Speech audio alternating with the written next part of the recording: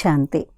ఈరోజు 20/12/25 డిసెంబర్ 20వ తేదీ బాబా యొక్క సాకార రూపంలోని మధురమైన మహావాక్యాల్ని విందాము. మధురమైన పిల్లలు, మీకు ఉన్నతమైన భాగ్యాన్ని తయారు చేసేందుకు సద్గురువు వచ్చారు. కావున మీ నడవడిక చాలా చాలా రాయల్గా ఉండాలి. మీకు ఉన్నతమైన భాగ్యాన్ని తయారు చేసేందుకు సద్గురువు వచ్చారు. కావున మీ నడవడిక చాలా చాలా రాయల్గా ఉండాలి. ఈరోజు ప్రశ్న, డ్రామాలో ఏ ప్లాన్ తయారై ఉన్న కారణంగా ఎవరిపైన దోషాన్ని మోపలేరు? డ్రామాలో ఏ ప్లాన్ తయారై ఉన్న కారణంగా ఎవరిపైన దోషాన్ని మోపలేరు? ఏ ప్లాను? జవాబు, డ్రామాలో ఈ పాత ప్రపంచ వినాశనపు ప్లాన్ రచింపబడి ఉంది. ఇందులో ఎవరి దోషము లేదు. ఈ సమయంలో దీని వినాశనం కొరకు ప్రకృతికి తీవ్రంగా కోపం వస్తుంది. నలువైపులా భూకంపాలు వస్తాయి, ఇళ్ళు కూలిపోతాయి, వరదలు వస్తాయి, కరువు కాటకాలు వస్తాయి.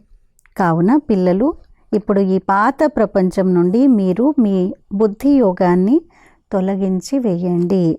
సద్గురు శ్రీమతంపై నడవండి. జీవిస్తూనే దేహ అభిమానాన్ని వదిలి స్వయాన్ని ఆత్మగా భావిస్తూ తండ్రిని స్మృతి చేసే పురుషార్థం చేస్తూ ఉండండి అని బాబా చెప్తారు. ఈరోజు పాట, మేము ఆ దారి గుండా నడవాలి. హమే ఉన్ రాహోం పర్ చల్నా హై జహా గిర్నా ఔర్ సంభల్నా హై. ఓం శాంతి. మనం ఏ దారి గుండా నడవాలి? ఏ దారిలో నడవాలి? గురువు దారిలో నడవాలి. వీరు ఏ గురువు? లేస్తూ కూర్చుంటూ మనుష్యుల ముఖం నుండి వాహ్ గురు అన్న పదం వెలువడుతుంది. గురువులైతే అనేకులు ఉన్నారు. మరి వాహ్ గురు అని ఎవరినంటారు? ఎవరి మహిమను గానం చేస్తారు? సద్గురు ఒక్క తండ్రి. భక్తి మార్గంలో గురువులు అనేకులు ఉన్నారు. ఒక్కొక్కరు ఒక్కొక్కరిని మహిమ చేస్తారు.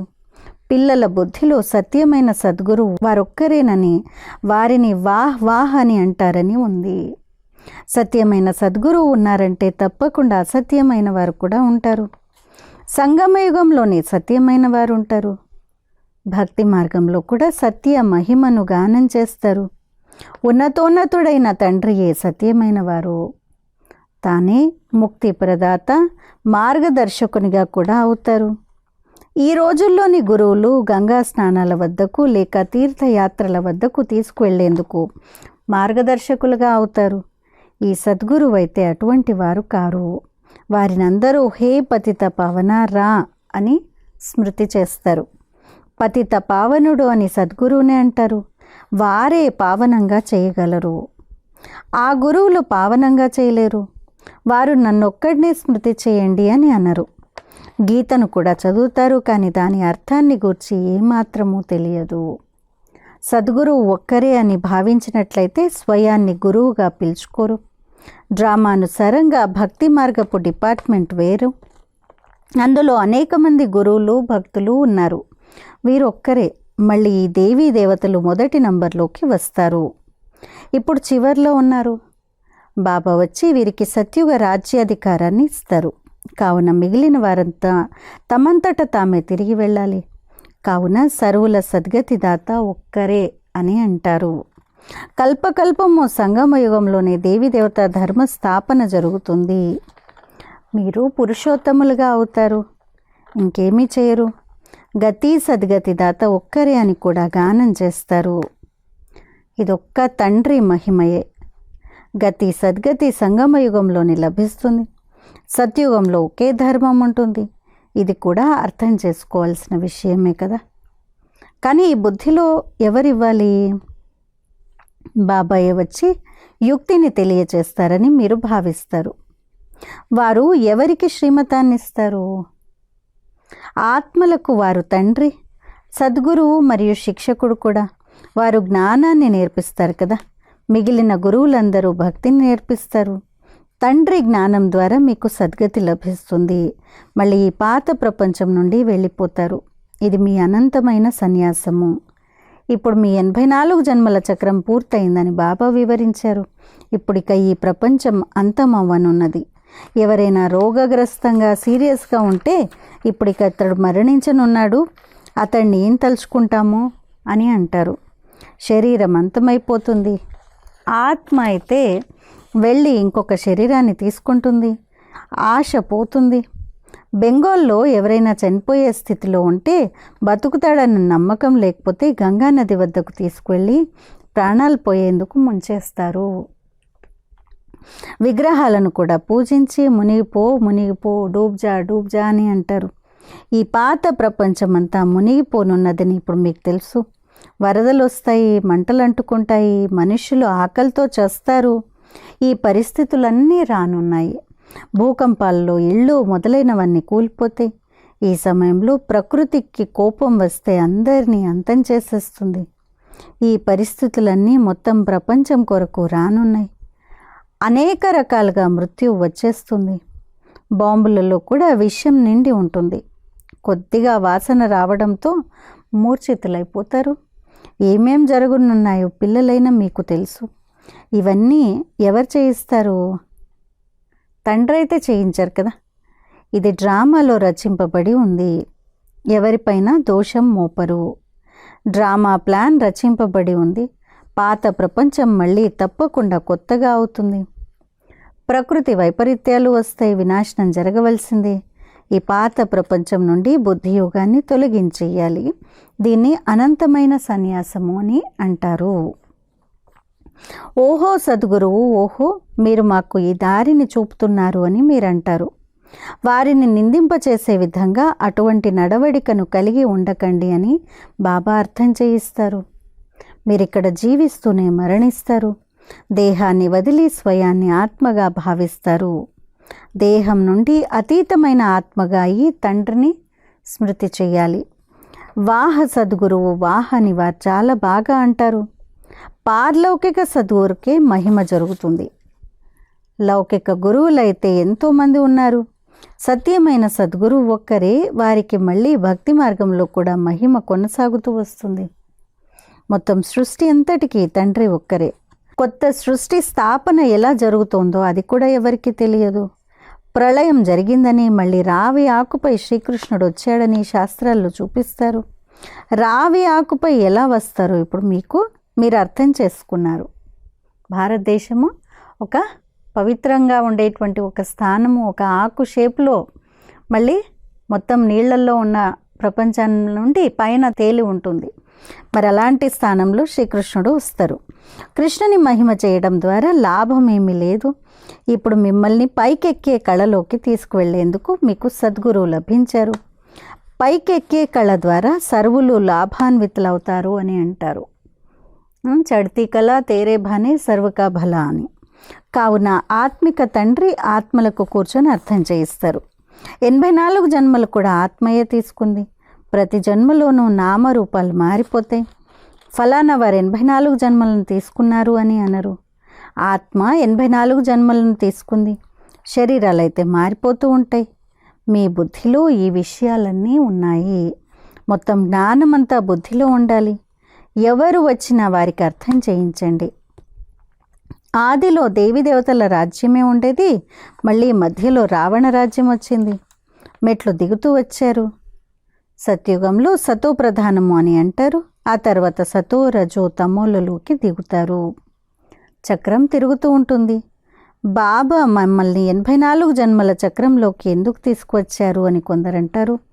కానీ ఈ సృష్టి చక్రం అయితే అనాదిగా రచింపబడి ఉంది. దీని ఆది మధ్యాంతాలను తెలుసుకోవాలి. మనుషులై ఉండి అది తెలుసుకోకపోతే వారు నాస్తికులైనట్లే. తెలుసుకోవడం ద్వారా మీకెంతో ఉన్నత పదవి లభిస్తుంది. ఈ చదువు ఎంత ఉన్నతమైంది! పెద్ద పరీక్షను పాస్ అయ్యే వారి హృదయాలలో మేమన్నింటికన్నా పెద్ద పదవిని పొందుతాము అన్న సంతోషం ఉంటుంది కదా. ఈ లక్ష్మీనారాయణలు నేర్చుకుని మనుష్యుల నుండి దేవతలుగా అయ్యారని మీకు తెలుసు. ఈ చదువు ద్వారా ఈ రాజధాని స్థాపన జరుగుతుంది.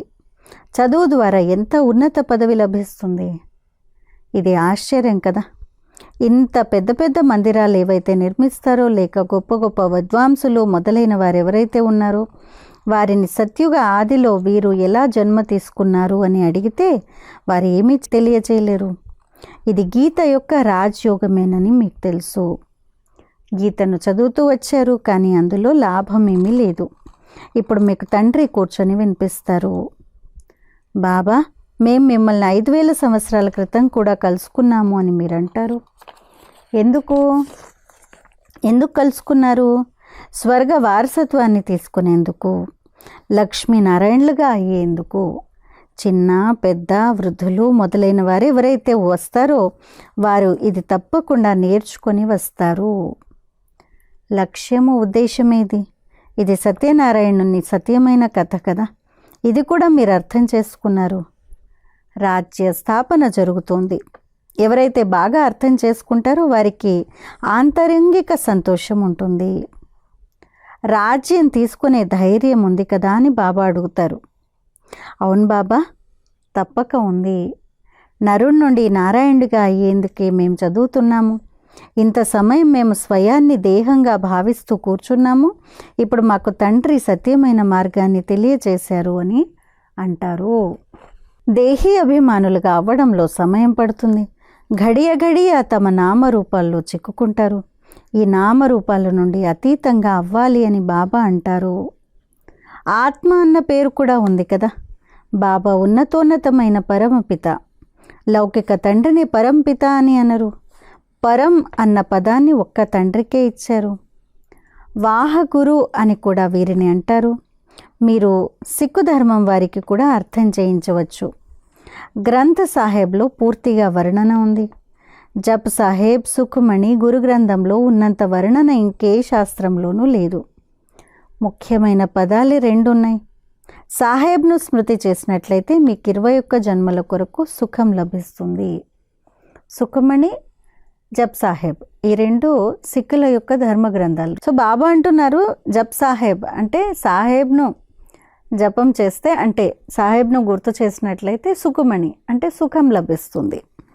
ఇందులో తికమకపడే విషయం ఏది లేదు. బాబా ఎంతో సహజతరం చేసి అర్థం చేయిస్తారు. ఎంతోమంది హిందువులు బదిలీ అయ్యి సిక్కులుగా అయ్యారు. ఆ సమయంలో మనుషులకు దారిని చూపేందుకు మీరెన్నో చిత్రాలు మొదలైనవి తయారు చేస్తారు. ఎంత సహజంగా అర్థం చేయించగలరు. మీరు ఒక ఆత్మ, భిన్న భిన్న ధర్మాల్లోకి వచ్చారు. ఇది వెరైటీ ధర్మాల వృక్షము. క్రీస్తు ఎలా వస్తాడో ఇంకెవ్వరికీ తెలియదు. కొత్త ఆత్మకు కర్మభోగం ఉండజాలదని బాబా అర్థం చేయించారు. క్రీస్తు ఆత్మకు శిక్షలు లభించేందుకు తాను వికర్మలేమీ చేయలేదు. తాను సతోప్రధాన ఆత్మగా వస్తాడు. ఎవరిలోకైతే తాను వచ్చి ప్రవేశిస్తాడో అతన్ని సిలువ పైకెక్కిస్తారే కానీ క్రీస్తును కాదు. తాను వెళ్ళి మరుజన్మ తీసుకుని గొప్ప పదవిని పొందుతాడు. పోప్ చిత్రం కూడా ఉంది. ఈ సమయంలో ఈ ప్రపంచమంతా పూర్తిగా పైసాకు కూడా కొరగాని విధంగా ఉంది. మీరు కూడా అలాగే ఉండేవారు. ఇప్పుడు మీరెంతో విలువైన వారిగా అవుతున్నారు. వారి వారసులు ఎవరు చివర్లో తినరు. అలాంటిదేమీ ఉండదు. మీరు నిండు చేతులతో వెళ్తారు. వాళ్ళు దాచిపెట్టి వారసులకు ఇస్తామని అనుకుంటారు. కానీ మనం బాబా సేవలో ఉపయోగించి నిండు చేతులతో వెళ్తాము.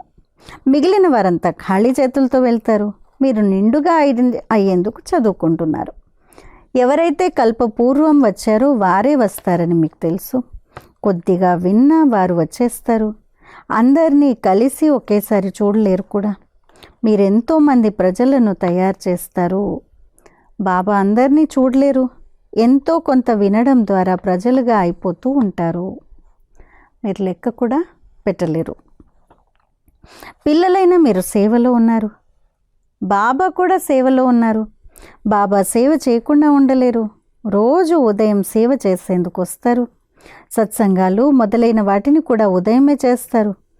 ఆ సమయంలో అందరికీ ఖాళీ ఉంటుంది. పిల్లలైన మీరు ఇంటి నుండి చాలా ఉదయమే కూడా రాకూడదు. అలాగే రాత్రి వేళలో కూడా రాకూడదు.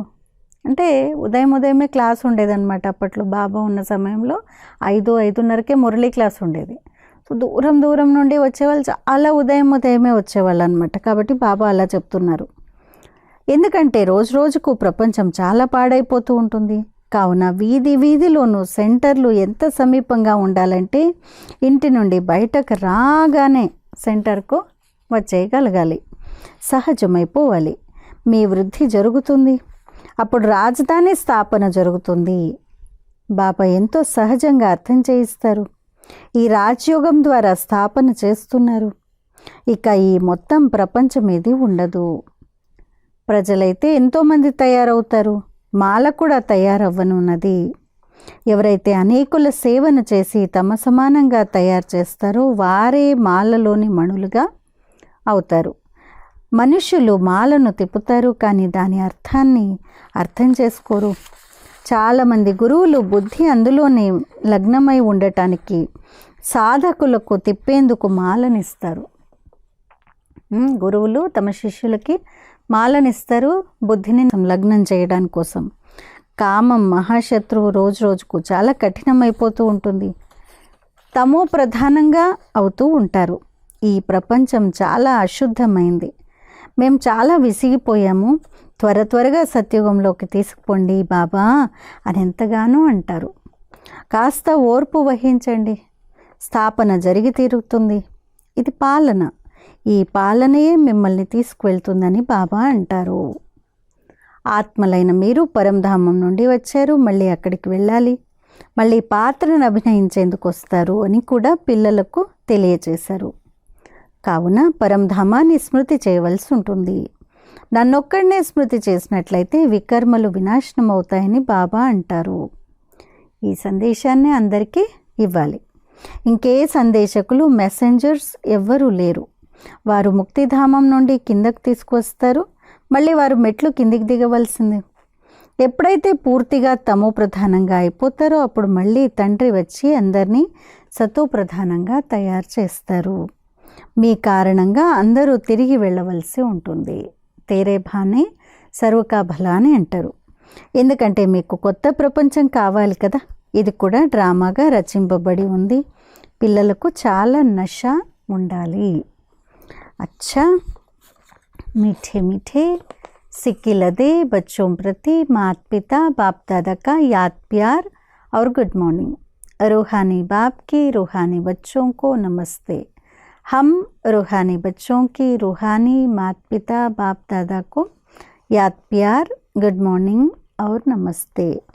ధారణ కొరకు ముఖ్య సారము. మొదటి పాయింట్, ఈ దేహపు నామరూపాల నుండి అతీతంగా అయి దేహీ అభిమానులుగా అవ్వాలి. సద్గురుని నిందింపచేసే విధంగా ఎటువంటి నడవడికను నడవకూడదు. 2, మాలలోని మణులుగా అయ్యేందుకు అనేకులను మీ సమానంగా తయారు చేసే సేవను చెయ్యాలి. మేము రాజ్యాన్ని తీసుకునేందుకు చదువుతున్నాము అన్న ఆంతరంగికమైన సంతోషంలో ఉండాలి. ఈ చదువు నరుని నుండి నారాయణుడిగా అయ్యేందుకు చదువుకునే చదువు. అచ్చా వరదానము. సర్వ ఖజానాల అధికారి భవ. నిరంతర స్మృతి ద్వారా అవినాశీ సంపాదనను జమ చేసుకునే సర్వ ఖజానాల అధికారి భవ. నిరంతర స్మృతి ద్వారా అవినాశీ సంపాదనను జమ చేసుకునే సర్వ ఖజానాల అధికారి భవ. నిరంతర స్మృతి ద్వారా ప్రతి అడుగులోనూ సంపాదనను జమ చేసుకుంటూ ఉన్నట్లయితే సుఖము, శాంతి, ఆనందము, ప్రేమ, ఈ ఖజానాలన్నిటి యొక్క అధికారాన్ని అనుభవం చేసుకుంటూ ఉంటారు. ఎటువంటి కష్టము కష్టంగా అనుభవం అవ్వదు. సంగమ యుగంలో బ్రాహ్మణులకు ఎటువంటి కష్టము లభించజాలదు. ఏదైనా కష్టం వచ్చినా అది బాబా స్మృతిని కలిగించేందుకే. ఏ విధంగా గులాబీ పుష్పంతో పాటు ముళ్ళు దాన్ని రక్షించే సాధనంగా ఉంటుందో అలా ఈ కష్టాలు ఇంకా బాబా స్మృతిని కలిగించేందుకు నిమిత్తంగా అవుతాయి. కాబట్టి కష్టాలు వచ్చినప్పుడు దుఃఖిగా కాకూడదు, ఇంకా బాబా యొక్క స్మృతిని కలిగించేందుకు నిమిత్తంగా అయ్యాయని భావించాలి. స్లోగన్. స్నేహ రూపపు అనుభవం అయితే వినిపిస్తారు, ఇప్పుడు శక్తి రూపపు అనుభవాన్ని వినిపించండి. స్నేహ రూపపు అనుభవాన్ని అయితే వినిపిస్తారు, ఇప్పుడు శక్తి రూపపు అనుభవాన్ని వినిపించండి. స్నేహం ఒకటే కాదు, శక్తి కూడా కావాలి ఆత్మలకి. అచ్చా అవ్యక్త ప్రేరణ. ఇప్పుడు సంపన్నంగా మరియు కర్మాతీతంగా అవ్వాలనే ధునిలోనే ఉండండి. సాకారంలో చూశారు, చివరి కర్మాతీత స్టేజ్ యొక్క పాత్ర కేవలం ఆశీర్వాదాలను ఇవ్వటంగానే ఉండేది. బ్యాలెన్స్ యొక్క విశేషత కూడా మరియు బ్లెస్సింగ్ల విశేషత కూడా అద్భుతంగా ఉండేది. అలా ఫాలో ఫాదర్ సహజమైన మరియు శక్తిశాలి సేవ ఇదే. ఇప్పుడు విశేష ఆత్మలది బ్లెస్సింగ్లు ఇచ్చే పాత్రయే. వాటిని నయనాల ద్వారా అయినా ఇవ్వండి, లేక మస్తక మణి ద్వారా అయినా ఇవ్వండి. నోటి ద్వారా ఇవ్వాలి, చేతుల ద్వారానే బ్లెస్సింగ్స్ ఇవ్వాలన్నది కాదు. నయనాల ద్వారా కానీ లేదు మీ మస్తక మణి, ఆత్మ యొక్క మణి ద్వారా అయినా ఇస్తూ ఉండండి అని బాబా ఈరోజు సైగ చేస్తున్నారు. దీన్ని మనం ఈరోజు పాటిద్దాము. అచ్చా. ఓం శాంతి.